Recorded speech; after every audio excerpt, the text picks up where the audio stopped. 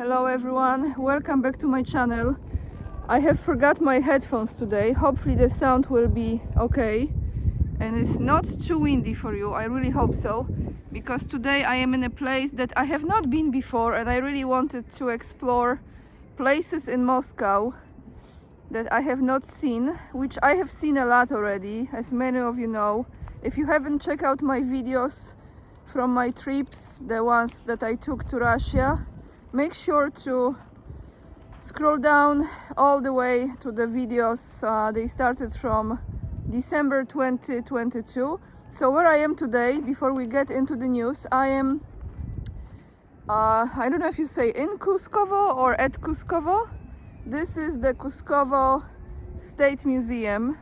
I have not been inside yet. I'm going inside after I record this video for you. So those of you who are interested in seeing the museum inside, make sure to watch all the way to the end. I got the ticket for entrance for all those places here for 70 rubles, 70, which is a really good price, I have to say. And I'm sure during the spring, summertime, this place is incredible. However, I have to tell you, I actually love Russia in winter. It's so romantic and it's very mystical and it's just beautiful. But let's get to the news. Oh, here we have some acoustic, guys. Let's get to the news.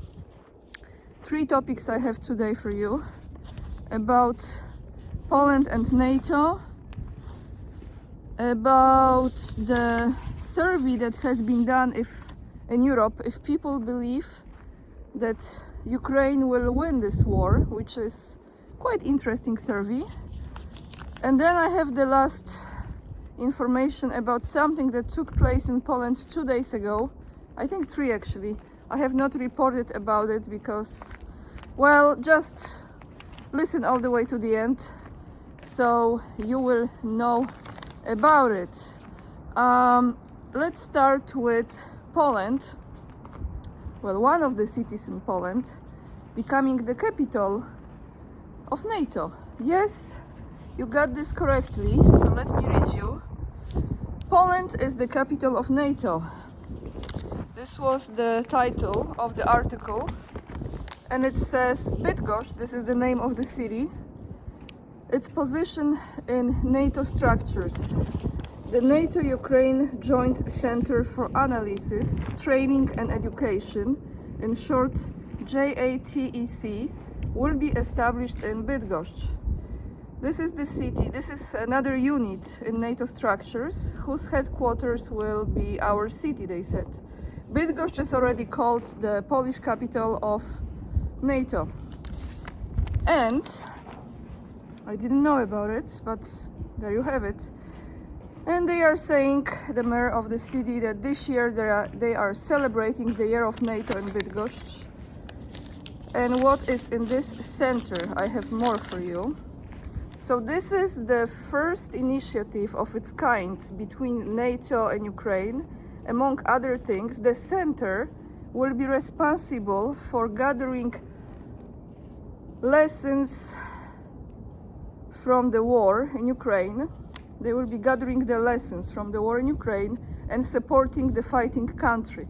The decision to establish another important unit in the structures of the alliance in Bydgoszcz coincides with the year of NATO and JFTC celebrated in our city, says Rafał Bruski, who's the mayor of Bydgoszcz. The location is another unit, is not a coincidence.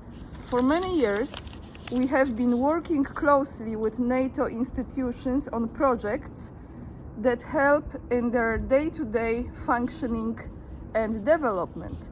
The mission of the center, here's the key, is to train officers from NATO member countries cooperating within the Partnership for Peace program. What an oxymoron, huh?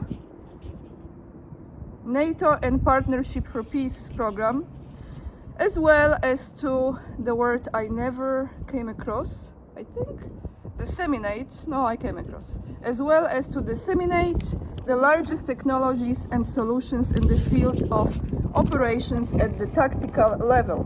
Bydgoszcz is also home to the 3rd NATO Signal Battalion, the NATO Military Police Center of Excellence, and the NATO, let me flip the page, NATO Force Integration Units, as well as the NATO Communication and Information Agency in Bydgoszcz. So there you have this. Now I really have to put my glove on because it's getting really cold and I don't have my gloves on my hands.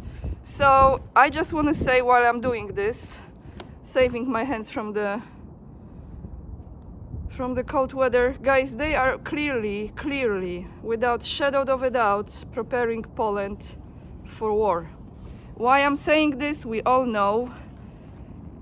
We have been aware of this, all of us who are with me on this channel, for a long time. They are trying to do everything in their power, not just to promote being a soldier, paying people more for joining the army than actually working in other industries. And there is no coincidence that places like this are being developed, that they are spending all this money that actually they don't have, because those are the loans taken from the countries, other countries, and the equipment they are buying. Make no mistake, there are some statements that I'm going to tell you in a second that has been made by the Speaker of the Polish Parliament that are just unacceptable. And statements like this can create an international military conflict. But let me give you first, before I go into those words, let me give you first the survey that I came across on businessinsider.pl. This is Polish website. Do Europeans still believe in Ukraine's victory? Was the question.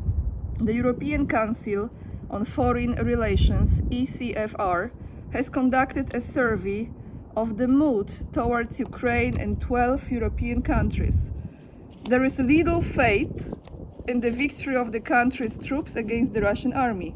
On the other hand, there is a strong conviction about the need to support Ukraine, according to the report which is published by Rzeczpospolita, which you know, Soros money, and published by Rzeczpospolita Service on Ukrainian Affairs, and they were conducted in Austria, France, Germany, Greece, Hungary, Italy, Portugal, Poland, Spain, Sweden, and Romania. So those countries were part of the survey. The key question was how the war would end. 20% of respondents indicated a victory for Russia and 10% bet on Ukraine. However, most people indicated that the war would end in some form of, let me flip the page, in some form of compromise, or could not answer this question at all. Views on the outcome are one thing, the position of respondents on what the EU should do is another.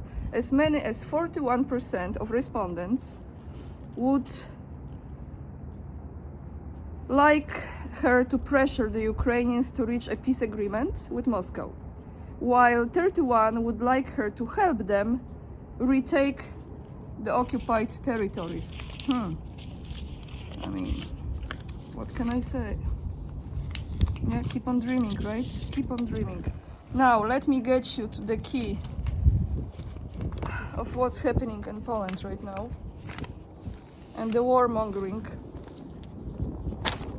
because they are just going insane. We have the Speaker of the House of Polish Parliament. His name is Szymon Hołownia. During one of the speeches, I think they have like a campaign for one party. I'm not even exactly sure if this is party called Poland 2050, which what would be in Poland in 2050. This is, I think, the name. I'm not sure. I might jinx it, but anyway, he is the Speaker of the House, Polish Parliament.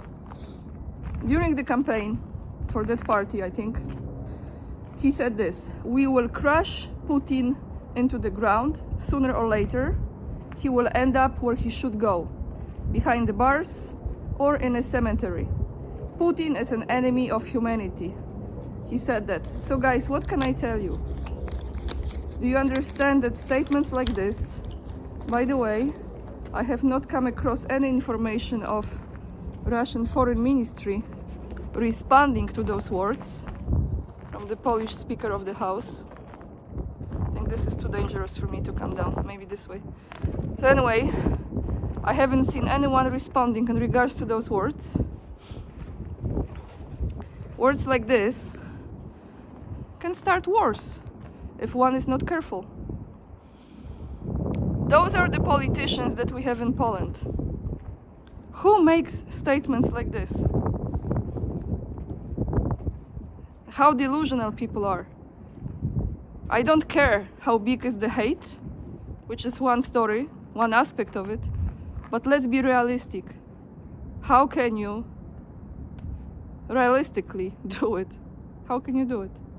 You really believe that you are capable of doing this?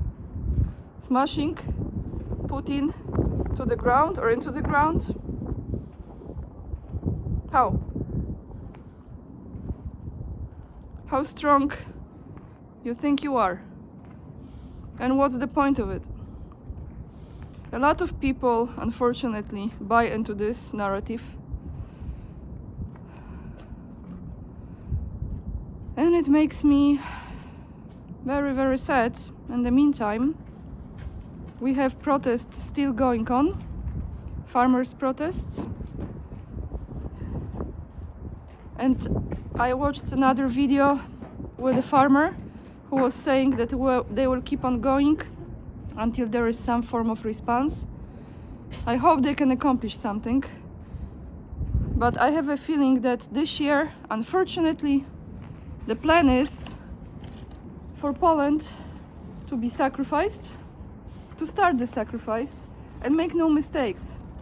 Why Polish President Andrzej Duda and Polish Prime Minister, new/old Prime Minister, Donald Tusk, are being invited at the same time together to the White House? Why they are going there in March? What do you think? They're going there to get the orders, to get the script, to get the plan. This is the situation in Poland, guys, right now. And that's what I have for you today.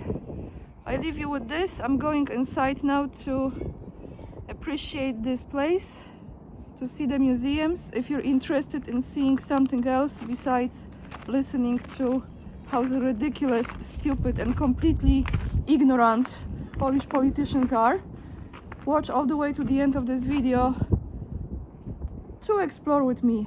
With this being said, the links to the articles are, as always, down below in the description box. I appreciate your likes, your shares, your comments, your subscriptions. I apologize again. I was really rushing today to get here, and I forgot to do the comments of the day again, but I will definitely catch up on this. Promise you that. Keep my word.